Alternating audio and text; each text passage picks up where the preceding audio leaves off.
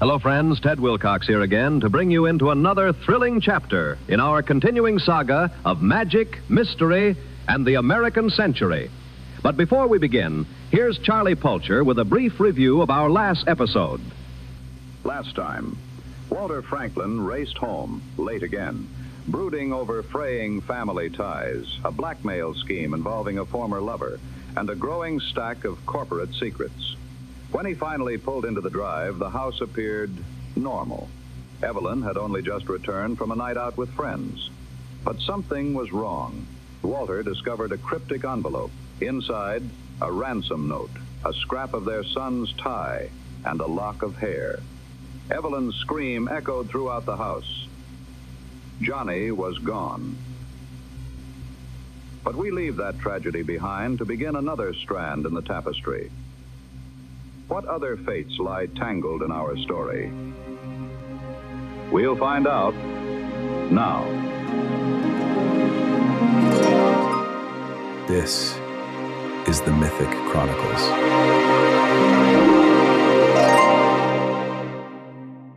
Entry 1. Crime Wave. Chapter 1. Whiskey Goes Fishing. October 12th, 1951. They didn't build the SFPD's Magitech surveillance vehicle for comfort. The compact truck, affectionately dubbed Maggie by the guys in the motor pool, barely fit 2 cramped workstations and a utilitarian bench seat. Yet somehow, Terrence Gordon, built like a frog with a bulbous middle and spindly limbs, fit the space as if it had been custom-made for him. Did you hear they might integrate Dwimmers and humans in the same schools? He used the stainless steel monitoring console as a makeshift mirror, checking the height of his mousy brown pompadour. Beside him, Amos Sadie glanced up from the device he was working on. Is that such a big deal? Gordon stared at his partner like he'd grown a second head. Of course it's a big deal. You don't even have kids, Terry. Yeah, but someday I might, Amos. And I sure as all the hells don't want some liberal nut job teaching my future offspring that Dwimmers are the same as them. What if some dirty little Dwimlet tries to get into my daughter's pants? That's worse than a nigger doing it. Mythics, Sadie said, emphasizing the word. Are people too, Terry. Gordon chuckled. Right. Sure, Amos. You're as bad as those bleeding heart lefties in Washington. He turned to the third man in the truck. You've got kids, right, Al? Where do you stand on all this? Seated on the bench along the truck's side, Lieutenant Alfred Dunn knew better than to engage. He didn't look up from his newspaper. Gordon's jowls tightened. But as Dunn hoped, he let it go. Instead, he muttered under his breath, how they ever let Dwimmers mix with civilized humans, I'll never know. I sure as hell didn't vote for it. Sadie set down the device and turned to Gordon. Where would you have them go, Terry? Oh, I don't know, Amos. Anywhere is better than here. How about back under the rocks they crawled from? Before Sadie could respond, the partition to the driver's cab slid open, revealing a large half-orc in police blues. Small tusks jutted from his lower jaw. The glare he directed at Gordon made it clear he'd heard everything. Lieutenant, the cop said, voice low. He's coming. Dunn folded his paper and checked his watch. Good. Let's get ready to move. He pushed open the rear doors, and a blast of fog-chilled air swept into the truck. Sadie rolled his eyes. The meeting's set for 15 past. Yeah, well, I was always taught if you're not 15 minutes early, you're late. The man's record speaks for itself, Terry. Gordon scoffed. He's a crackpot, and you know it, Amos. Why else would he cozy up to those fish freaks? Makes you wonder where his allegiances really lie. And who in their right mind goes about calling themselves whiskey? Ignoring the bickering duo, Dunn peered into the mist. Amber streetlights cast long shadows that danced in the gloom like living things. And through the fog, sauntering as if it were his natural element, a man emerged. Kenichiro Whiskey Mononobe, made for the truck's open doors. With rugged, handsome features, he looked to be in his early to mid-30s. At an even 6 feet, he stood taller than most Japanese men. His sharp gray suit, complete with matching vest, white shirt, and black tie, fit flawlessly. He tipped his fedora as he reached the door, periwinkle eyes sweeping across each face inside. "Gentlemen, apologies for the delay. I would have been here sooner, but I hit a snag crawling out from under my rock." The truck fell silent. Only the soft hum of Magitech equipment and distant traffic filled the space. Whiskey fought back a grin. From deep within his mind, Passenger chuckled. "Perfect. Next tell Gordon you're enrolling in his daughter's school." Dunn smiled as he extended a hand. "Good to see you, Whiskey." Whiskey took it and eased onto the seat beside him. The lieutenant knocked on the partition. The truck lurched into motion. "Everything set?" Whiskey nodded. "Bernie needs this deal if he wants a seat on the council, so he'll get us in to see Gilgamesh. But it'll be up to you to sell the rest of the story. So I ask again, you sure you can handle this?" Dunn shrugged. "You don't think I'm here instead of one of my inspectors because I like your company, do you?" He shifted slightly. "I've got more undercover time than the rest of my team put together. I understand the assignment. I'll handle it." He grinned. "And once Gilgamesh takes the bait, we'll reel him in." Whiskey felt the faintest flicker of unease leak from the lieutenant's aura. Passenger groaned. "It's fine," Whiskey thought. "He should be scared." "Oh, I don't care about that," Passenger said. "It's just fish puns?" Whiskey only just hid his smile. "You use puns all the time," he thought. "Sure," Passenger sniffed. "But I'm good at it." Sadie turned, pulling Whiskey from his internal exchange as he held up a belt. "All right, Mr. Mononobe. Let's get you situated. I'll need one of your shoes and your belt for the trackers, please." Whiskey raised a hand. "I'm sorry, Officer Sadie. No tech this time." Sadie blinked. Gordon's chair squealed as he wrenched himself around. "No?" asked the former. "Why the hell's not?" blurted the latter. Whiskey answered both with a small shrug. "Gilgamesh is too thorough." Gordon snorted. "Too thorough? He's a damned fish." Keeping his expression carefully neutral, Whiskey nodded. "The marrow may have fallen on hard times, but make no mistake, if Gilgamesh suspects we're not who we claim to be, we're dead." "But without these devices," Sadie said, frowning, "you'd be going in without a safety net. I strongly recommend—" Gordon rounded on Dunn. "Are you seriously going to take the side of some hired goon over us, Al?" Whiskey turned to Dunn. "Lieutenant, while the FBI assigned me to this case, don't think for a moment I won't walk away if you insist on doing something against my better judgment." Dunn studied him for a beat, then exhaled and unbuckled his own belt. "Whiskey's advice got us this far. We're not deviating now." Gordon's cheeks flushed the color of a bruised tomato, but before he could say more, the truck eased to a stop. The partition slid open. "We're here, Lieutenant." Dunn buckled his new, mundane belt and opened the door. "You can put it in your report, Terry." Gordon shot Whiskey a glare as he stepped out. "Count on it." Passenger mused. "What is it?" Whiskey thought. It was quick, but I thought I felt Gordon pulse something. Might have been satisfaction, though I'm not sure. Either way, the cretin's a problem. It'd be so much easier if you'd— "No," Whiskey cut in. "He's not the way." The truck pulled away, leaving them alone in the heavy mist. "Ah, yes," Passenger sighed. "Of course, how silly of me to not consider the way." Whiskey scanned the fog-shrouded landscape. Visibility stretched about 30 feet. Edges blurred, details softened into suggestion. It didn't take much to see. Bayview and Hunters Point were suffering.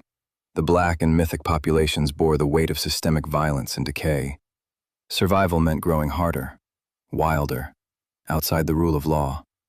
They followed the rhythmic thump of bop music down Rankin Street. The salty tang of the bay hung thick in the air.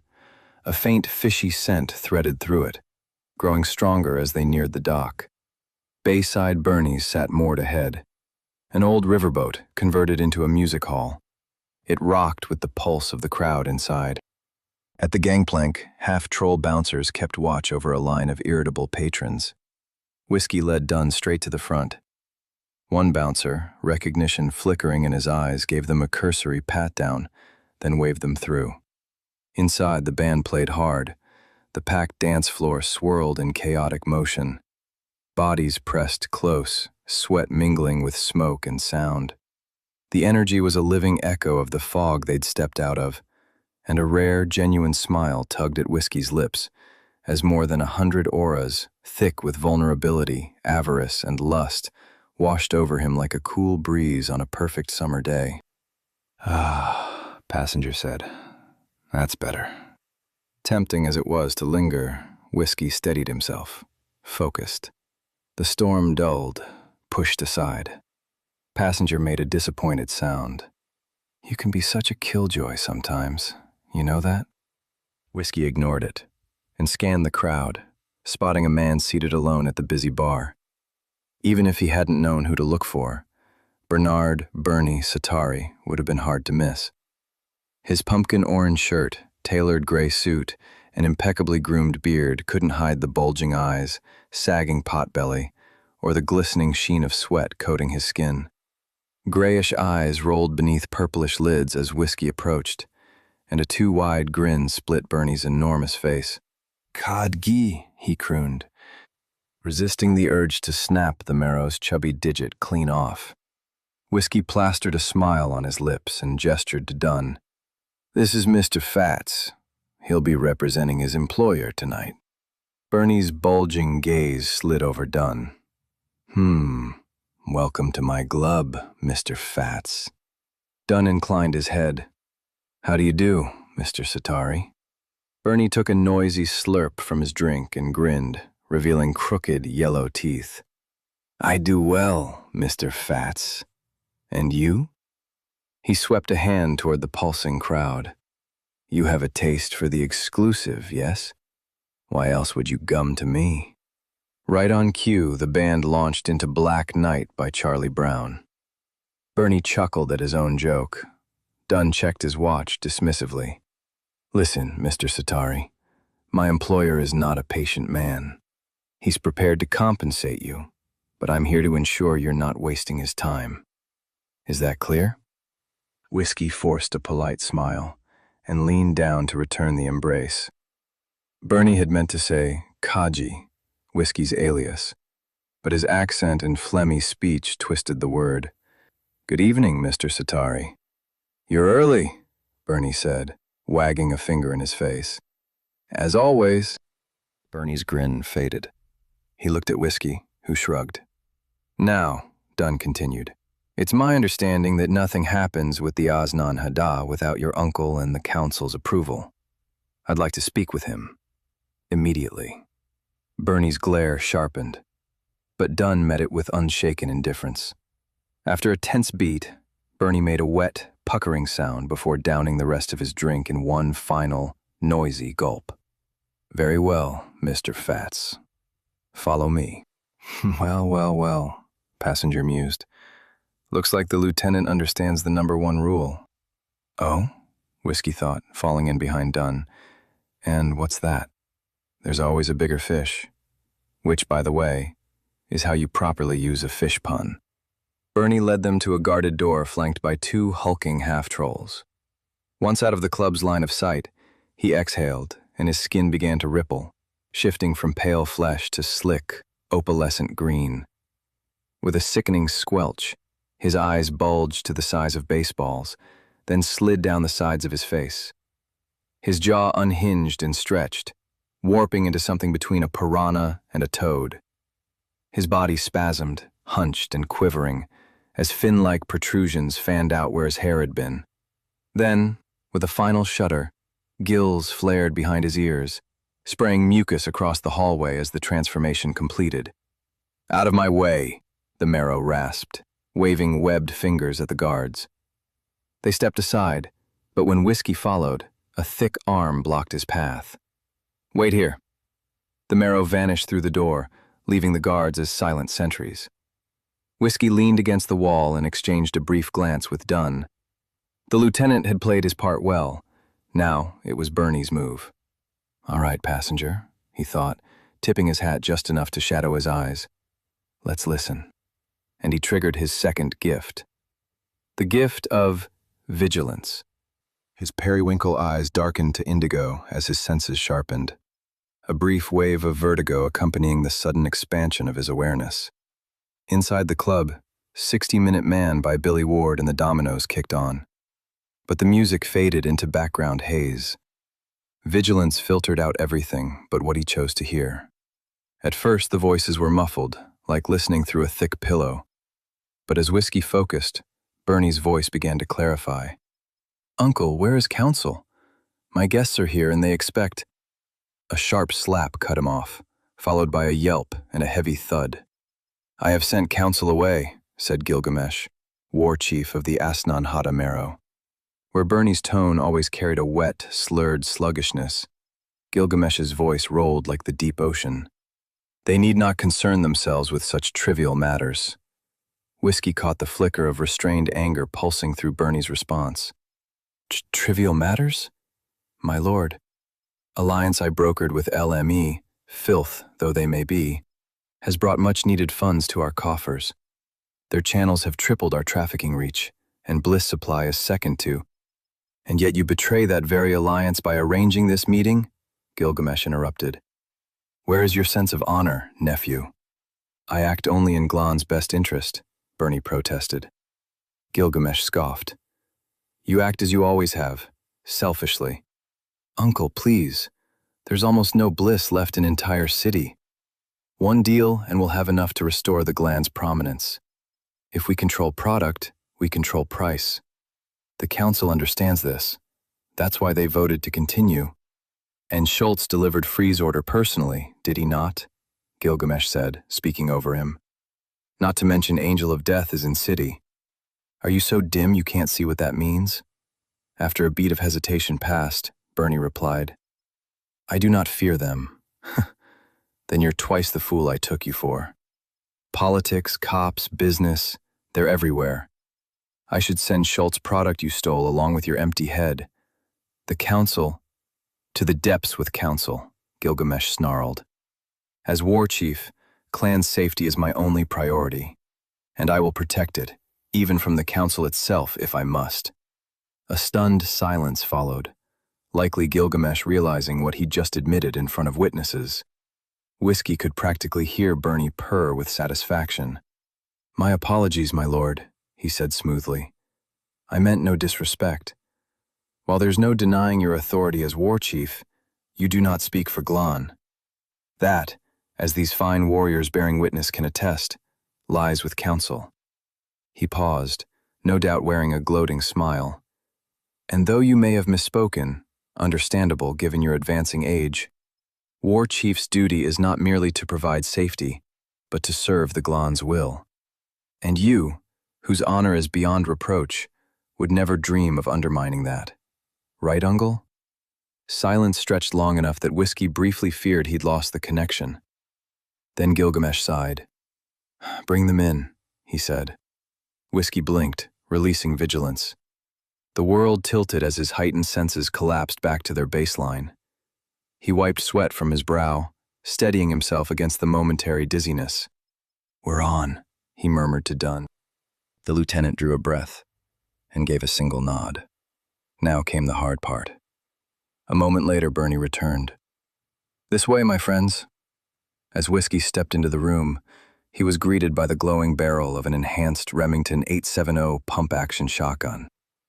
Its wielder, a hunched, leathery Marrow, kept it trained on him while Bernie frisked him and Dunn again. Finding nothing, Bernie offered both men a serrated smile and nodded. "Follow me." The room beyond was unnaturally cold. Plumes of steamy breath escaped the mouths of Whiskey and Dunn with every exhale. Heavy curtains choked the windows, sealing in the damp chill. Black mold crept along the walls, thick with the stench of rot. Dim yellow sconces cast long, distorted shadows, and dusty sheets draped the furniture, giving the space a haunted, cavernous feel. Bernie crossed the room and took his place behind Gilgamesh. The Marrow war chief sat at the room's only uncovered table, flanked by 2 guards. To say he resembled his nephew was like saying a crawfish resembled a lobster. The similarity was there, but everything about Gilgamesh was bigger, darker, and more dangerous. His frame was thick with muscle. His presence radiated power, dominance, and control. "Kaji Akura," he said, dark eyes locking onto Whiskey. "You bring man who seeks our business?" He lifted a brick of white powder, lips curling into something that might have been a smile. "You want what we have, yes? Bliss." Whiskey gave a respectful nod and stepped forward. "Gilgamesh, Lord of the Depths, Slayer of Bahram the Mighty, Warlord of the Asnan-Hata clan, it is my honor to present the venerable Mr. Fats, empowered to negotiate purchase on behalf of his employer." Dunn stepped forward. "Good evening, Gilgamesh. You're correct. My employer is very interested in doing business." He glanced around. "If you'll convene the council, we can—" Gilgamesh cut him off with a dismissive wave of his clawed hand. "Sweep them." Dunn stiffened. "Again? They've already searched us twice." Gilgamesh's eyes locked onto him like twin cannons. "Then you not mind a 3rd time, human. Now hold on a minute. If you think—" Gilgamesh slammed a fist onto the arm of his chair. The sound of wood splitting echoed through the room. "No," he said, low and dangerous. The Marrow with the shotgun stepped forward. "You listen. I am Gilgamesh, overseer of Asnan-Hata, protector of the council. If you wish to even breathe their hallowed air, then you will submit to my security protocols. Do you understand?" For a moment, the only sound was the muffled pulse of bop music bleeding in from the dance hall. The vein in Dunn's temple twitched as he glared at the Marrow. Then, after a beat, he nodded in acquiescence. Gilgamesh's grin widened. "Good." A Marrow, holding a device shaped like a magnifying glass, etched with glowing green runes, stepped toward Whiskey. He raised his arms, allowing it to pass the device over him. "Oh dear," Passenger tutted. Dunn's aura control slipped. Whiskey glanced at Dunn. Normally, SFPD's aura defense training made their officers tough to read. But to someone like Whiskey, as attuned to emotional energy as he was to breathing, Dunn might as well have been screaming. Outwardly, the lieutenant looked composed. Inwardly, he was on the verge of panic. The Marrow finished scanning Whiskey and nodded to Gilgamesh. The war chief returned the gesture, and the Marrow turned toward the lieutenant. There are several reasons he could be nervous, Whiskey thought. "Sure," Passenger replied. "And how many of those are good?" "My guess, not that it matters, but I'd be remiss not to point out yet another instance where I'm right, is Gordon talked him into planting another tracker. Which means you've got maybe seconds before this place turns into a kill box." Whiskey frowned. "You don't know that." Passenger sighed. "Look at Gilgamesh, Kenichiro." The war chief's body was taut, coiled like a predator ready to strike. He might not have aura senses, but he's caught Dunn's hesitation all the same. He smells blood in the water. It sniffed imperiously, obviously pleased with itself. Which, by the way, is still a better pun than that soon-to-be dead man made earlier. Whiskey's stomach tightened. Passenger was right. He needed to act. Now. With a quiet sigh, he triggered his first gift, the gift of passion, and unleashed his will on both Gilgamesh and Bernie. In an instant, the full strength of Whiskey's power wrapped the 2 Marrow in an invisible web of pure aura. Yet for all its force, his will remained subtle, as delicate as a kitsune's smile. Outwardly, neither reacted, but the moment it touched them, he felt Bernie's defenses crumple, his will shattering on contact. Gilgamesh, unsurprisingly, held firm. Decades of unshakable authority fortified him, and his presence was rigid and immovable. Whiskey pivoted immediately, splintering the assault. Threads of will unfurled like a pack of hunting wolves, probing, pressing, herding the war chief's defenses toward a single exploitable weakness. "Fear won't work," Passenger noted. "The Marrow's obviously brave." "Right," Whiskey thought. "And rage and lust are too volatile for what I need." That leaves old reliable. A faint smile tugged at Whiskey's lips. Greed. The effort felt like juggling sand, his mind stretched to its limits, but he held steady. His eyes darkened to violet as he forced passion inward, thin tendrils burrowing like weed roots through the micro-cracks in the war chief's protections. Then he was inside, and his smile twitched as insight struck. Gilgamesh's greed wasn't merely for material wealth, though that was there.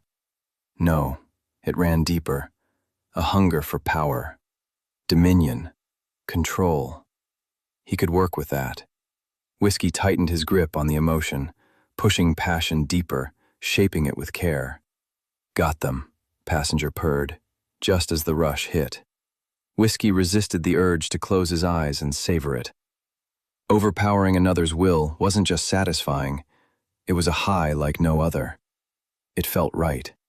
And unlike drugs or any other weakness, this high made him strong. Gilgamesh's hold over the clan depended on maintaining the wealth Bernie and the council so desperately prized. "Is this necessary?" he asked, gently twisting Gilgamesh's greed until it aligned with his own aims. "Don't we have business to conduct? Money to make for the clan?" The shift was subtle but unmistakable. "Yes," Bernie said, his eyes glassy. "Perhaps you're right," Gilgamesh murmured, his posture beginning to ease. "Let's—" Then the device buzzed and flared red as it passed over Dunn's shoe. Gilgamesh blinked at the scanner once. Then his eyes sharpened, and fury surged to the surface, snapping Whiskey's connection like a taut wire under strain. Whiskey staggered as thaumaturgic whiplash slammed into his chest like a hammer blow. "Correction," Passenger said, hissing in pain. "Had them." Bernie reeled, disoriented, but Gilgamesh rose to his full height. "Bickable human," he began. Whiskey didn't wait. Teeth gritted in a rictus smile, he triggered his third gift, the gift of ambition, and moved. He lunged at the shotgun-wielding Marrow with the speed of striking cobra. His boot slammed into the creature's knee with a wet, splintering crunch. The blast from the gun missed his head by inches, concussive force tearing the air. Whiskey recoiled, twisted the shotgun free, bit back the pain, and chambered a fresh round. Infusing the weapon with anima, he leveled it at Gilgamesh. "You dare," the war chief began. Whiskey stepped forward and drove the butt of the shotgun into Gilgamesh's face. Blood sprayed. The Marrow collapsed with a stunned squawk. Adrenaline tore through Whiskey like acid, but he kept his voice cool. "If anyone moves, I redecorate this room in War Chief red. Understood?" Everyone froze. From the dance hall, how many more years drifted through the walls, merging with the groans of the downed Marrow curled on the floor. Well," Passenger said. "This is a mess. I recommend a strategic withdrawal." Whiskey swept the room. Gilgamesh was bleeding, and tension was poised to snap. "Agreed. Time to go." "What about Dunn?" Whiskey's eyes locked on the lieutenant. The man stood trembling, his aura pulsing with fear and self-doubt. The sight made him feel... he wasn't sure. If Dunn had just listened, they'd have had a deal. A clean exit. A secured meeting place. Instead, he'd ruined it. Yet, he still hesitated. Leaving him is not the way. Passenger pulsed an eye roll. "Yeah," it said. "Lucky for him." Whiskey nodded. "Mr. Fats," he began, "I believe it's time to—" He was cut off as two sets of doors burst open. The half-troll bouncers charged in from the entrance they just used, clubs raised, while behind Gilgamesh, a hidden panel slid open and two more Marrow stepped out, guns drawn. "Wait," Passenger started, but Whiskey was already turning, instinctively angling the shotgun away from Gilgamesh. Pain lanced through his leg. He staggered, eyes dropping to the Marrow he'd floored earlier. The sneaky fishman, claws now slick with blood, had slashed the back of his leg. The moment was all Gilgamesh needed. "Kill them!" he roared. The room exploded into chaos. Whiskey triggered vigilance and ambition at once. The world slowed. every detail sharpened into crystal clarity as his gifts forced his perception of time into syrupy, deliberate motion. He shifted his weight and drove his boot into the skull of the marrow clawing at his leg. Pain flared in his calf as the impact jolted through him, but the creature shrieked and reeled away. Gritting his teeth, he chambered around, channeled anima through the weapon, and fired. Runes along the barrel flared violet as the gun roared, unleashing a blast of heat and light. When the smoke cleared, the marrow was gone. Just a charred stain remained. Thaumaturgic whiplash clamped over him like a vice, stealing his breath, but Passenger screamed in his mind, wild and urgent. "What are you waiting for? Get Gilgamesh!" Whiskey swung the barrel toward the war chief, but whiplash caused his vision to blur, forcing him to release ambition. The world snapped back to full speed, and in that instant, Gilgamesh vanished behind furniture. Too slow. Dodge left. Now! Whiskey dove. Bullets shredded the air behind him. He hit the floor hard and rolled behind an overturned table, chest heaving. Across the room, a marrow lunged for Dunn. The lieutenant's eyes flared silver, and he flung out his arms toward the creature. Wind shrieked as a hurricane-force gale tore through the hall, flinging chairs, tables, and the attacker backward. It crashed into the wall with a wet, snapping sound, and didn't get up. "All exits blocked," Passenger reported, merrily. "You've got 6 seconds before they flank you. Incoming, 7 o'clock low. Turn, now!" Whiskey spun. Another marrow lunged from the shadows, claws bared, but he intercepted it with the business end of the shotgun and pulled the trigger. At point-blank range, its head turned to mist. He chambered another round just as Dunn's wind attack faltered. Another marrow lay crumpled on the floor, but the lieutenant was staggering, obviously drained. Then the one with the scanner broke cover behind him. Whiskey raised the shotgun, but had to duck as a half-troll bouncer swung a heavy club at his head. As he twisted away, he glimpsed the marrow strike Dunn, and the man dropped. Cursing, Whiskey dove inside the bouncer's next swing and slammed the shotgun stock into its chin. It reeled long enough for Whiskey to spot Dunn's limp form being dragged away. "I need a shot." "Why bother? With them distracted, you could—" "Passenger!" "Fine. 3 o'clock, 3 feet up. It's on top of him." Whiskey dropped to one knee and fired. Purple flame tore through wood and bone, and the marrow pinning Dunn crumpled to the floor. The whiplash punched the air from his lungs, and his limbs went leaden. But he forced himself upright. Movement flickered at the edge of his vision, but it was only Bernie fleeing toward the exit, the last bouncer dragging his injured comrade behind. "They're gone," Passenger said. But he's not. Whiskey turned. Gilgamesh stood behind Dunn's body, his claws poised against the man's throat. "Move," the war chief said, "and I tear your friend's head off." "Oh dear," Passenger said, its chuckle twisting into a low growl. "Whatever will you do?" Whiskey's finger hovered over the trigger, but he hesitated. The marrow saw it and grinned. "Good. Drop the gun." "What are you doing?" Passenger nearly screamed. "Shoot them both."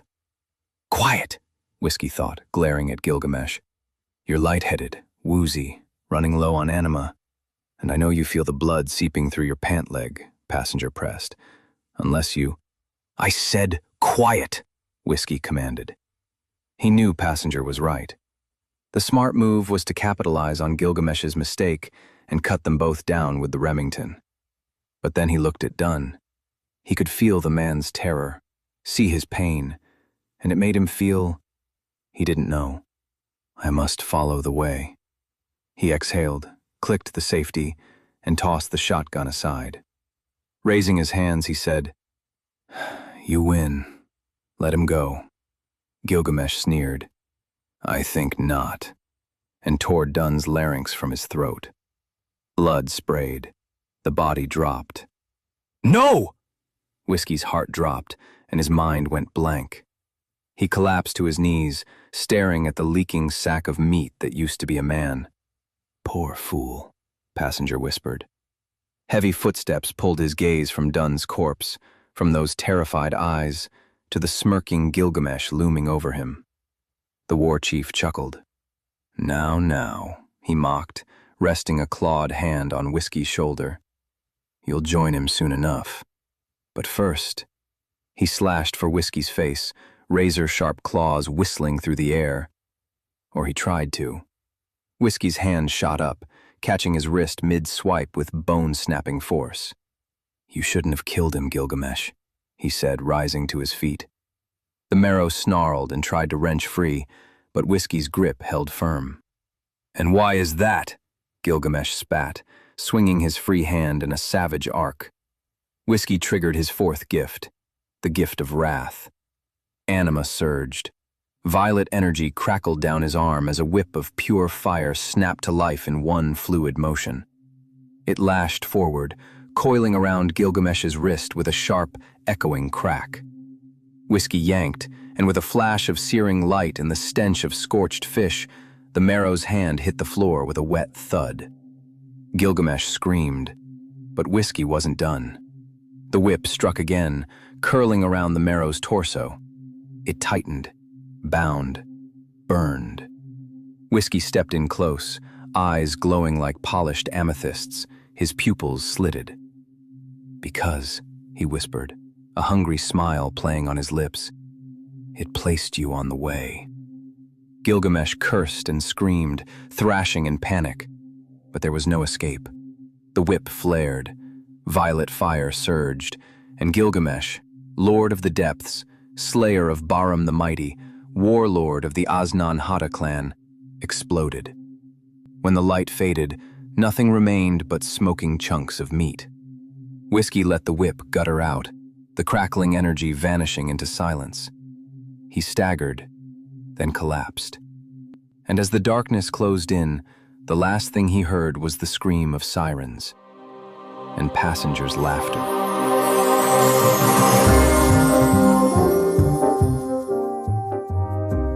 Thank you for listening to this episode of The Mythic Chronicles. The story continues every Tuesday and Thursday.